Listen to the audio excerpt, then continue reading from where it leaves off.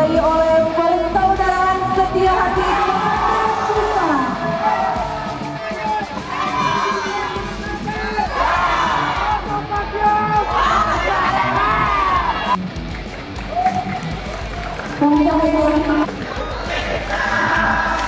Yang kemudian mendorong persaudaraan setia hati Makassar. Syaratnya gak sepele bos, pusat Madiun. Empat bro. Juara terbaik putri diraih oleh Erlina Chandra dari kontingen PKP. Kami persilakan juara umum terbaik. Kami untuk juara terbaik putra dan putri untuk naik ke atas podium.